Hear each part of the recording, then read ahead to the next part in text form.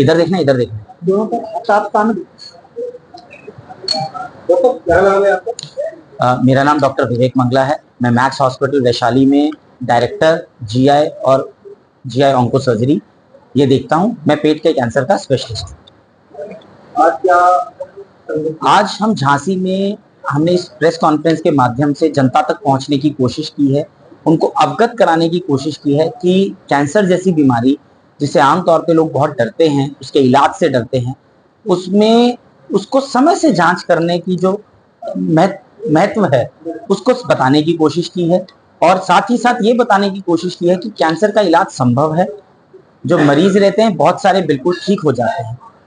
Unfortunately, दुर्भाग्यवश काफी बार हमारे पास पेशेंट्स बहुत ही एडवांस बीमारी में आते हैं, स्टेज में आते हैं, जब उनका इलाज करने में काफी तकलीफ रहती है, उनका इलाज पूरा हो भी नहीं पाता है। तो जरूरी है जो हमारे शुरुआती लक्षण हैं उनको समझना और उन शुरुआती लक्षणों के बारे में जांच कराकर उसके बारे में बीमारी को समय से पता लगाकर उसका इलाज करना। इलाज की सुविधाएं बढ़ रही हैं, क्षेत्र क्षेत्र में बढ़ रही हैं, सरकारें भी लगी हुई हैं, प्राइवेट सेक्टर, डॉक्टर्स, कम्युनिटी सब लोग लगे हुए हैं कि कैसे कैसे बीमारियों का इलाज और अच्छे से हो।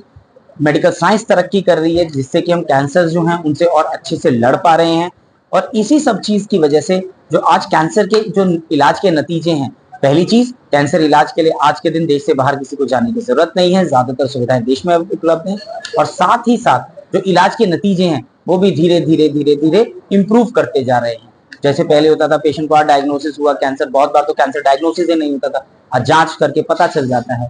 जांच करके पता चलता है तो बहुत सारे पेशेंट्स पहले तो महीना चले, 2 महीना चले, अब बहुत सारे पेशेंट्स को हम काफी लंबे समय और बहुत सारे पेशेंट को ठीक भी होते हैं। शुरुआती लक्षण क्या है मतलब पेट के कैंसर के जो शुरुआती लक्षण है वो विभिन्न अंगों पर डिपेंड करता है। किडनी कैंसर बहुत बार एक गांठ की तरह प्रेजेंट करता है, कभी कभी पेशाब में खून आना।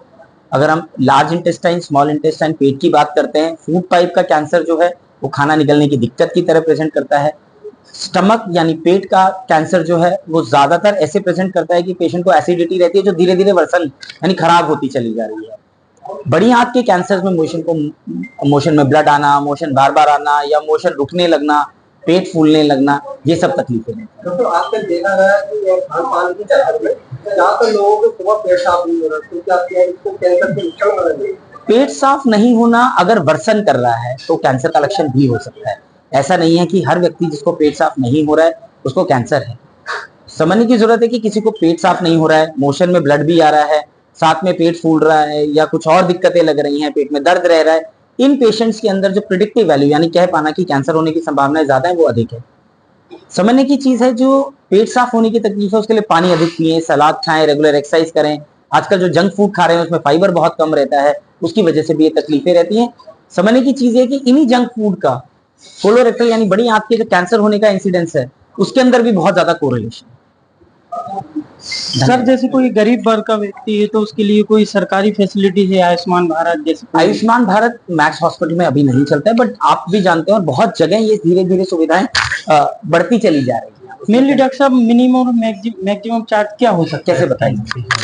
कैसे बताएंगे आप बताइए मिनिमम और मैक्सिमम किसी भी चीज का आज के दिन भारत सरकार बोलती है कि 5 लाख रुपए का जो आयुष्मान कार्ड है क्या उस पर इसमें उसमें जैसे हम देख रहे हैं सरकारी स्कीम्स धीरे धीरे इनकी पेनिट्रेशन बढ़ती जा रही है, ज्यादा हॉस्पिटल्स इनको और अडॉप्ट करते जा रहे हैं।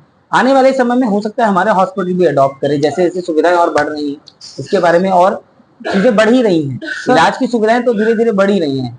आपके हॉस्पिटल्स के देश में कितनी ब्रांचेस हैं? हमारे हॉस्पिटल की कम से कम 10 से 11 ब्रांचेस हैं। अभी हमने एक पुणे में और एक लखनऊ में भी एक ब्रांच मैक्स हॉस्पिटल का खुला है। और झांसी में क्या फैसिलिटी? झांसी में हम लोग ओपीडी की सुविधा प्रोवाइड करते हैं। हमारे बहुत सारे पेशेंट्स यहाँ से आकर हमारे पास जो यहाँ पर फॉलो करते रहते हैं, उन्हें बार बार हर चीज के लिए दिल्ली नहीं आना पड़ता, सिर्फ एक बार आते हैं अपनी सर्जरी। ओपीडी कहाँ सेंटर है? ओपीडी की एक हिमेटोलॉजी की ओपीडी चलती है यहाँ पर, एक हेड एंड नेक कैंसर की ओपीडी। झांसी में लोकेशन क्या है? जो झांसी की ओपीडी है लोकेशन वो अलग अलग जगह है।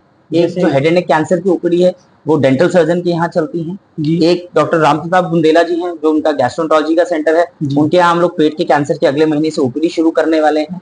और 2-3 और ओपीडीज हैं जिनके बारे में सतीश जी बेहतर जानते हैं क्योंकि वो हर ओपीडी को कोऑर्डिनेट करते हैं। वो किन डॉक्टर्स के साथ टाई अप है उसके हिसाब से वो ओपीडीज चलती हैं।